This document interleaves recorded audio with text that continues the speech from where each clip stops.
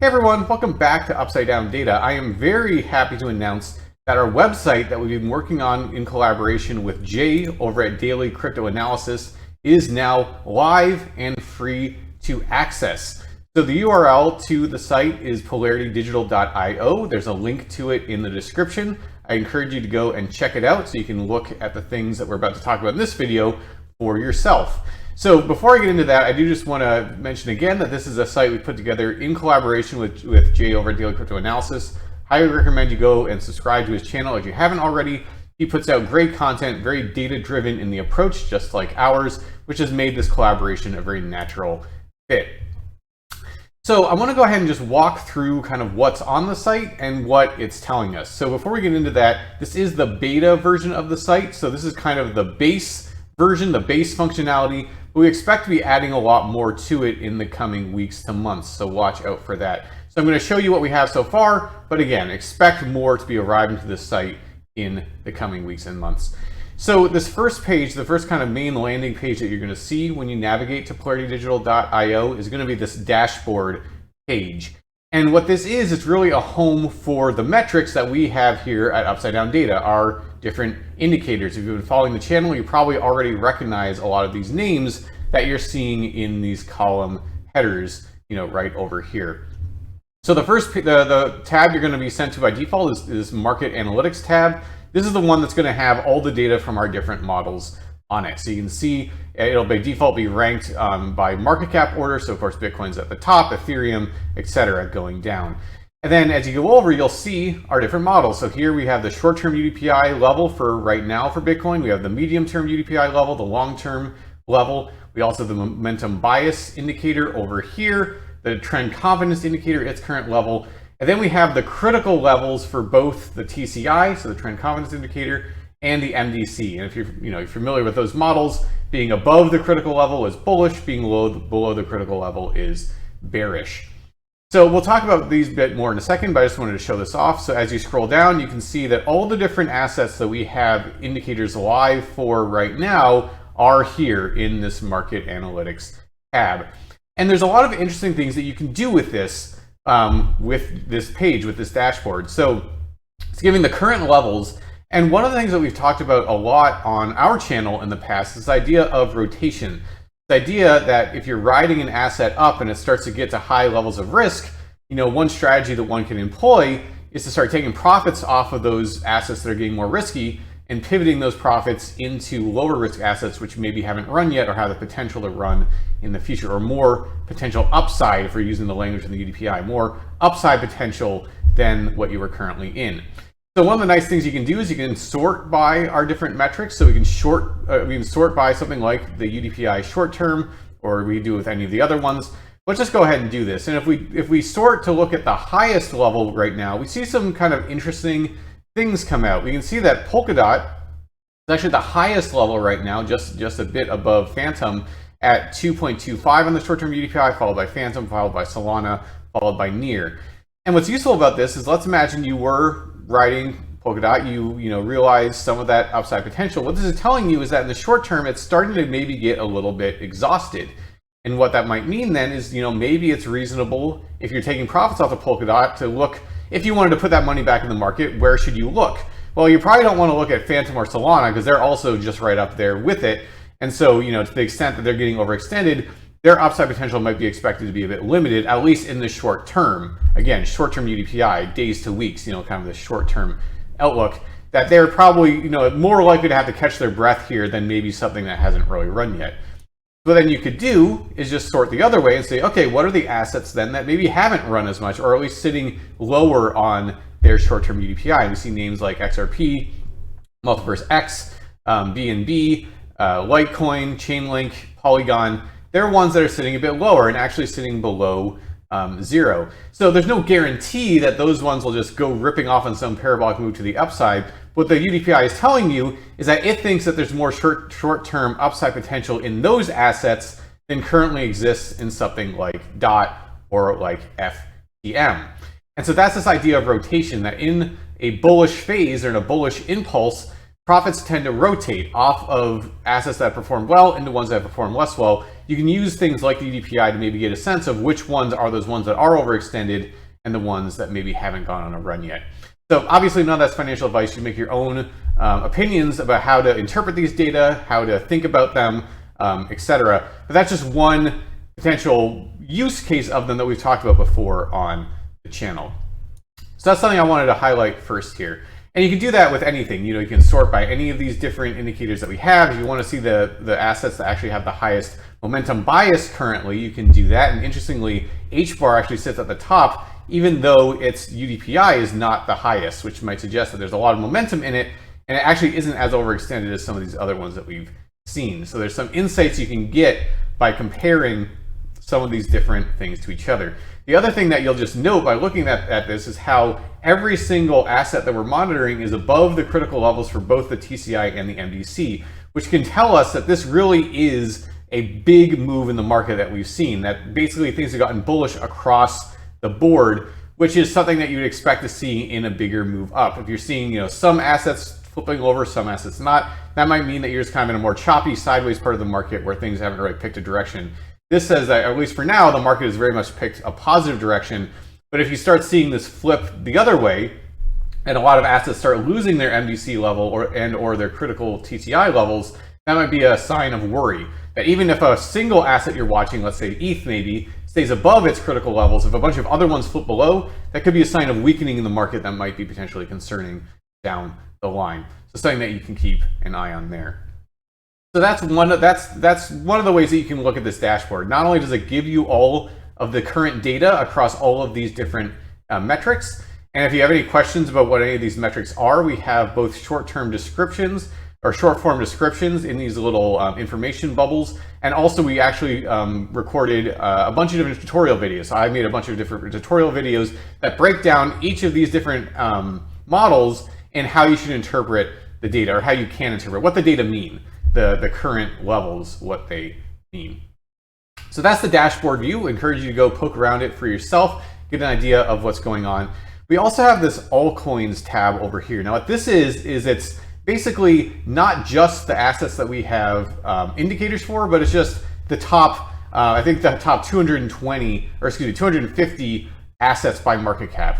And so you can use this sort of as something similar to like CoinGecko or CoinMarketCap or something like that. We have the market cap, the volume in the past 24 hours, circulating supply, and then there are also some other metrics that you can go and select as well. So let's say, for example, I don't care so much about the 24-hour percent change, but I want to look at what the all-time high for an asset is. I can just go make that change, and now it's going to show me what the all-time high price is for every single asset that's on this list. And so you'll see that there's some names here that we don't have indicators for, but they'll show up here and you can get some of those other metrics for it. And I think it's quite useful. It's useful to be able to look at these.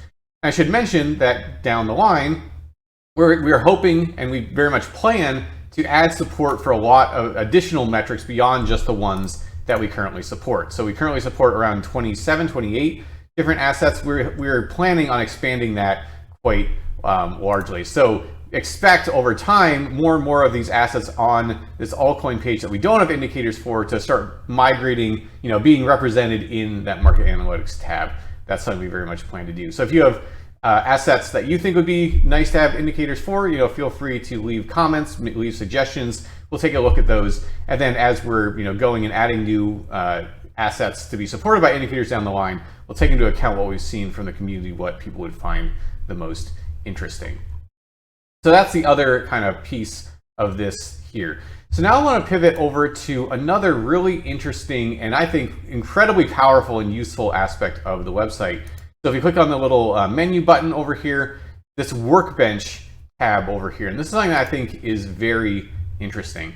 So what this is if you're familiar with a site like Glassnode, for example, you might have seen something similar to this, where you can take data that are on the site and then actually manipulate it yourself. Build formulas, build your own metrics based on the data that's there. So I just went over the Workbench. It defaults to Bitcoin, so this is the Bitcoin price, of course. But if you go over here and click on this little add button, you'll notice there are now some things that we can do. We can add additional metrics. So let's say, for example, I wanted to look at what Bitcoin's, let's say the short-term UDPI, we're just talking about that. Let's say I want to look at what that looks like across Bitcoin's entire history. I can just go add that metric, and here we are. We now have this teal line that is showing the short-term UDPI level across time. If you follow the channel, you've probably seen this many times, that we've shown custom graphs, but here it is on the site. You can just go pull it up yourself if you want to take a look at it. And you can see how extreme of a move up this rally has really been on the short-term UDPI. We're really shooting up. You can kind of get that sense and look at how it compares to historical points in time. But we can do even more than that. We can do more than that. And so one of the things we can do is add these formulas. And you'll notice that this little formula bar comes up here. And these just basically let us create our own metrics. And we can do a lot of things. You'll see all these different functions that are available. We can do simple moving averages of whatever metric we want. Moving average of price, moving average of the short-term UDPI, moving average of the MBI. Whatever you want to do, that's an option. The exponential moving average, calculate median, do sums, cumulative sums. So cumulative means that's the average across time. So kind of all the data at a point and before, etc. There's a ton of different ones that you can do. Go and play around with them. And we have this little tutorial button that also has a text-based tutorial that talks through, how the formula bar works, how you can do some of that stuff. But just to give an example, I'm going to do an SMA, and let's just say I'm going to do one of metric 2. You'll notice that the short-term UDPI has this M2 designation here. So in the formula bar, all I'm going to do is just change that. And let's just say I'm going to look at the 7-day simple moving average of the short-term UDPI. This would be that. I can just hit this evaluate and draw button. And what you'll see is it'll go and draw that other formula. I can then go and hide the actual short-term UDPI here. And now I'm left with my formula, the 7-day, so that's what this is the period, the 7-day simple moving average of price. And we'll make more videos in the future where we talk more in depth about this formula bar, different ways that you can use it. This is just a really quick example of what you can do. But you can do much more complicated stuff like this. You could, for example, look at the difference between the current short-term UDPI and the current long-term UDPI, for example, to see if that gives some unique insights. You can do pretty much whatever you want. You can look at percent change of the short-term UDPI if you want. Really, the sky's the limit. So I encourage you to go poke around with this, kind of have fun messing around with the Workbench and seeing kind of what different metrics you can come up with. I think this is an incredibly powerful tool, and it really lets us get as much out of the data as we possibly can, because not only do we have the metrics themselves, like the short-term UDPI, but now we have the power, the capability of actually creating our own metrics based on those data to gain additional relevant insight. And I think that's a really cool capability. I should also mention, if you go back to the dashboard page on the market analytics, if you really just want to quickly pull up the historical chart of something like the short-term UDPI or medium-term or long-term, what you can do is just click on the number, and it'll just automatically take you to that page. It'll have the price, and it'll have that metric. So here I clicked on the Bitcoin long-term UDPI, and here's the Bitcoin price. Here's the Bitcoin long-term UDPI showing up. So that's another really quick way you can get in here if you're just interested in looking at the historical chart for a metric. And then, of course, you can go and you can add more metrics, you can add formulas, you can add additional prices for other assets in here if you want to start doing things across assets, looking at different comparisons. Again, the sky's the limit. It's a very, very powerful engine that I think really sets Polarity Digital apart from a lot of other platforms. This is something that I think the community is going to be able to really benefit from and be able to be creative and just come up with new insights, novel insights. And down the line, we hope to add a way that people can actually share those novel metrics, novel insights that they've gained from those different formulas they've created, etc., with other people on the site, and other people can look at them and give feedback and things like that.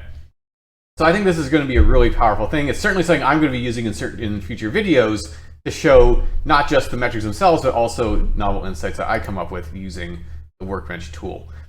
So a few other things I wanted to talk about then about the site. So we also have this research page, which is going to be the home of our written content. So we have plans of doing newsletters, of doing other articles that will kind of give our perspective on the market or kind of talk about different topics that we are finding interesting, or maybe things that are going on in the market that we think are useful to flesh out a little bit more. We're going to be doing some of that in a more text-based format. So we have this kind of sample here, this Crypto Market Watch article that Jay had written a little bit ago. You go ahead and take a look at that. And this is kind of a feeler, a taste of the kind of stuff that we're going to be putting in this tab.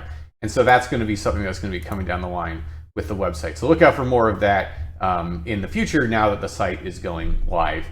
And the final tab that we have over here is the video tab. And this is just basically a way that you can get in here and just see what videos has Jay been putting out over at Daily Crypto Analysis, and what videos have we been putting out over here at Upside Down Data. And so this is what's going to show up here. So you can look at all videos. You can also break it down by our individual channels over here. So those are the main things that I wanted to cover with this announcement video, kind of to say that, here we are. The site is up, the site is live. I encourage you to go and take a look. And we also want to hear your feedback. So if there are things about the site as you're going and using it that you don't like, let us know. If there are things that you think you really do like, let us know that too. If there are things that you think could be improved, let us know. Again, this is the beta phase. This is where we're really going to be starting to, work to flesh things out more before we transition into kind of the more official kind of launch or version of the site. So as I mentioned, during this beta phase, the site is completely free, so you're free to just go and access it. And we'll be giving announcements of, down the line when we're ready to move out of beta and how things will transition. We'll be keeping people appraised about that. But for now, everything's free to access on beta. Encourage you to go check it out, mess around with the dashboard, mess around with the Workbench, check out some of the written content, and of course, you can use it as a hub to view our videos as well. So for a final time, URL is polaritydigital.io. Link is in the description. Hope to hear your feedback.